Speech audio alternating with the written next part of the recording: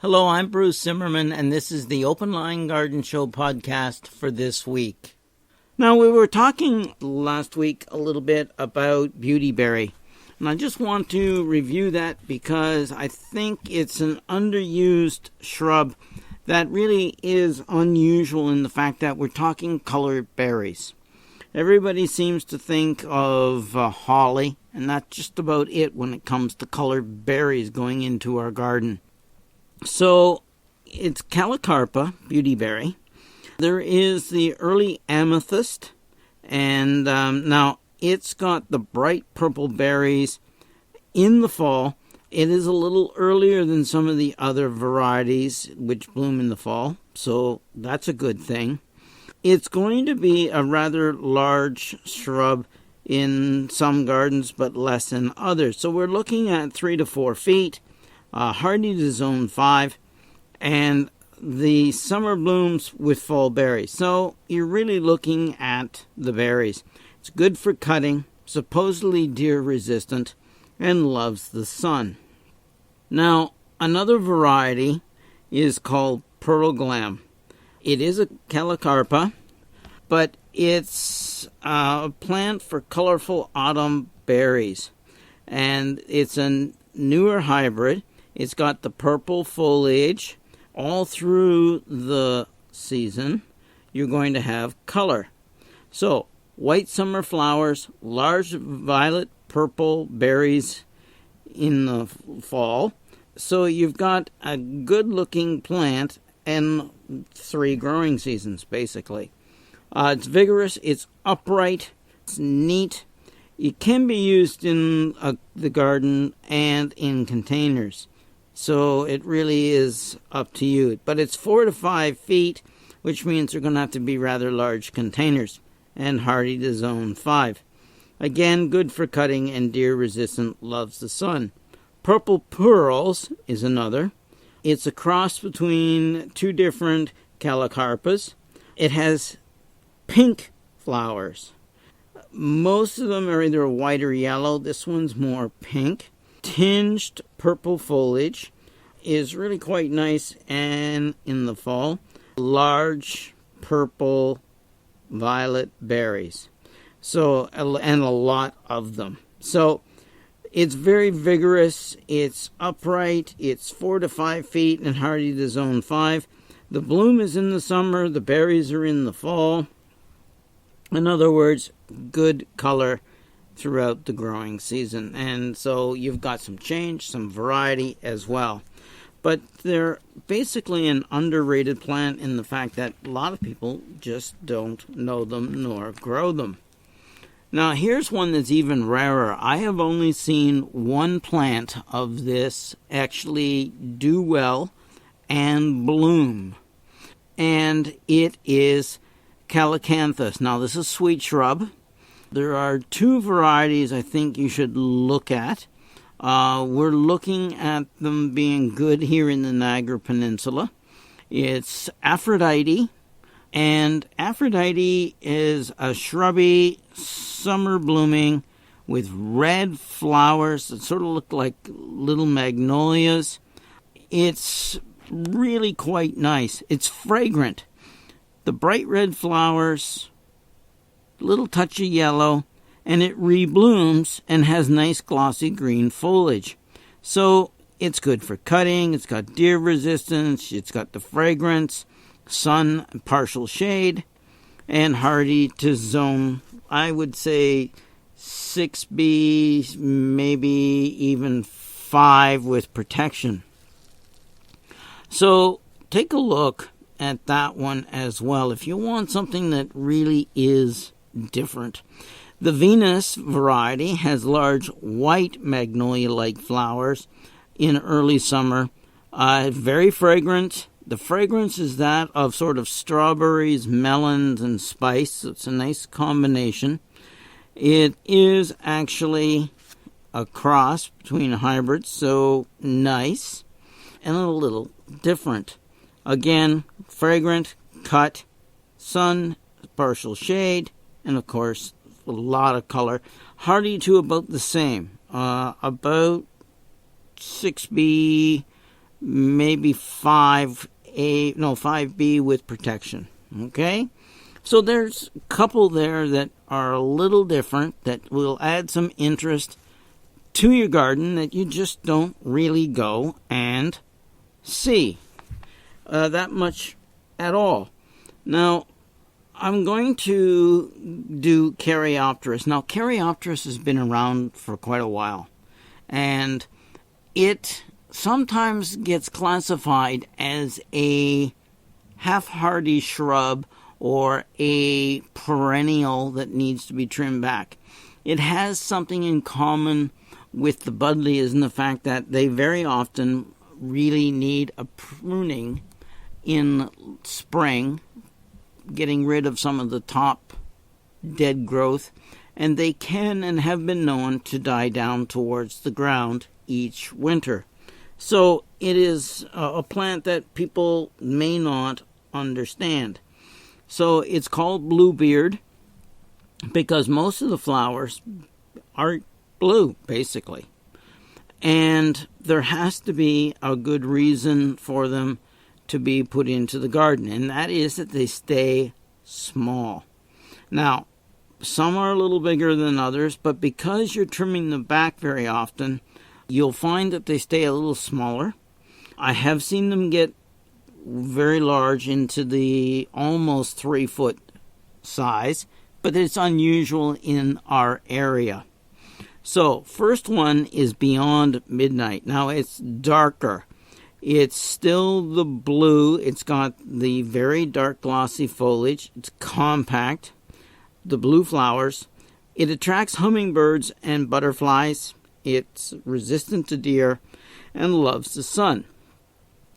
Little Miss Sunshine, I love the name on this one, is a cross between Petite Blue and Sunshine Blue Caryopterises.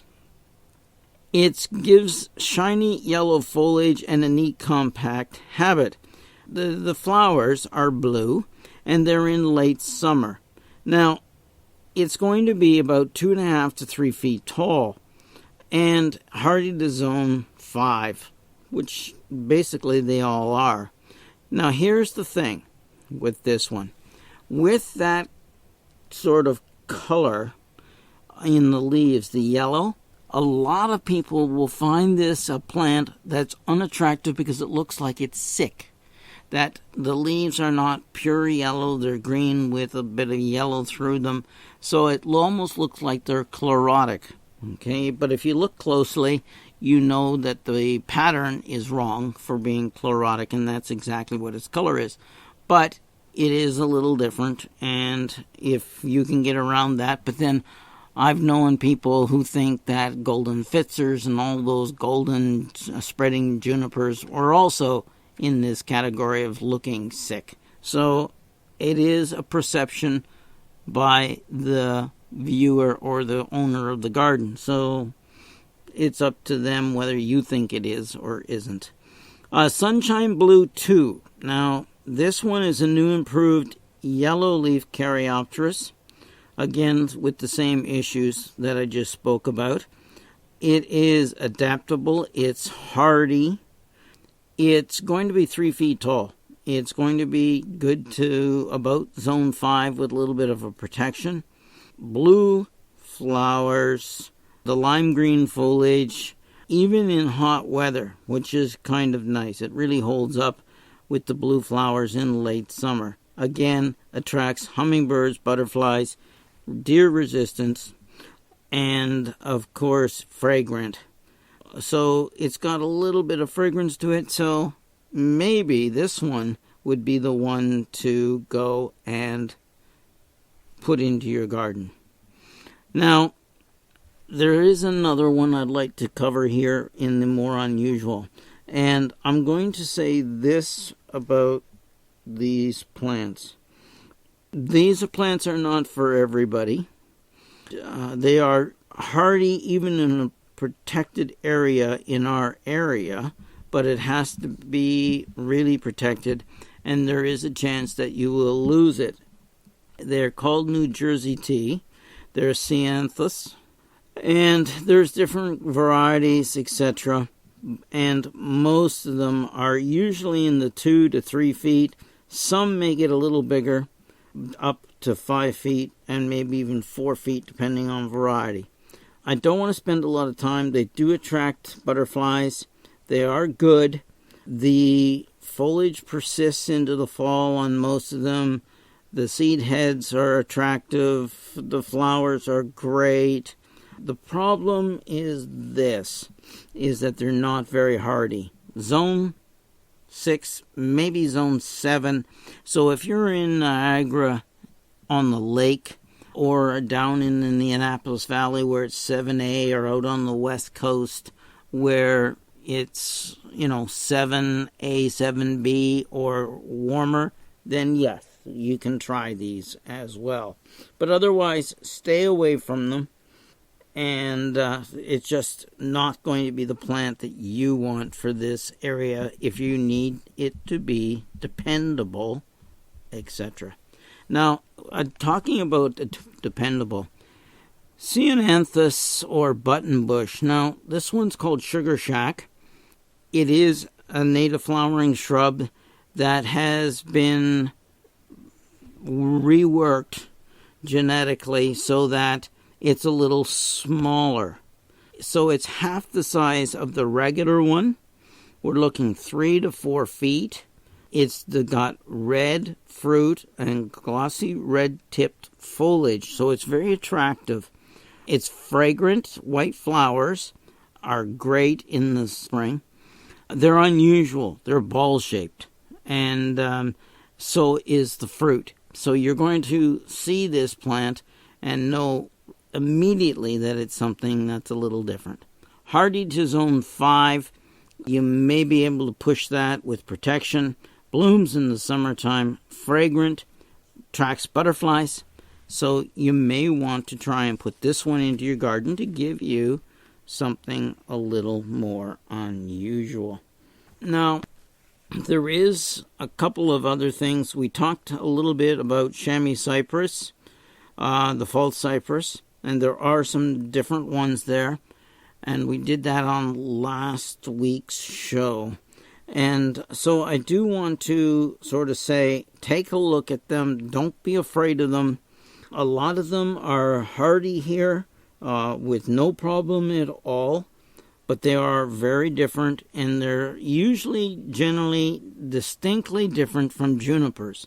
And a lot of people think, okay, so chamois cypress is just another one of those evergreens, right? But chamois cypress are much nicer. They have nice, different leaf patterns for those who have the eye to notice as well. Like crispy. It's got a golden fern leaf shape. It's loosely conical. The foliage is sort of fern-like and golden. Right there, that really does tell you everything. Hardy to zone 5, but it's going to be 8 to 12 feet. It's evergreen. Okay, it's deer resistant. And then there's gold mop. Now, gold mop is hardy to zone 5. It's 5 to 6 foot. This is yellow thread-like foliage, and there were ones like this even when I went to school, and we took them, etc. But this one has a low semi-weeping habit. It's got a nice golden yellow color that persists if it's sighted in full sun. It needs full sun to give you that good golden color. And it doesn't fade in the summer, which right there is the key words. Ray of Light is another. This is a newer one. It is still hardy to about zone 5-6. It's going to be 8 to 10 feet. It's a false cypress that radiates out from white to gold on the foliage to green. It is very, very pretty, but it has a pyramidal shape, so you have to place it correctly for sure. Soft serve is another. It's a sport of the boulevard chamois cypress. Now, but it's more compact and more conical. It's got the soft branching. The leaves are a bright green on top and flecked with silver blue on the underside. So if the wind moves them a little bit, you're going to see a little bit of difference in color. It's a great substitute for dwarf Alberta spruce. So I would go and maybe consider this one, if it's hardy in your area, to take this one 6 to 10 feet and hardy to zone 4. Good one. So try it.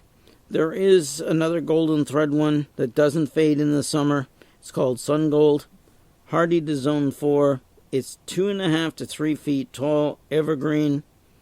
And it's one that's a broad pyramidal or globe shape. It sort of goes in between. It's so wide it's pyramidal but almost rounded, almost global.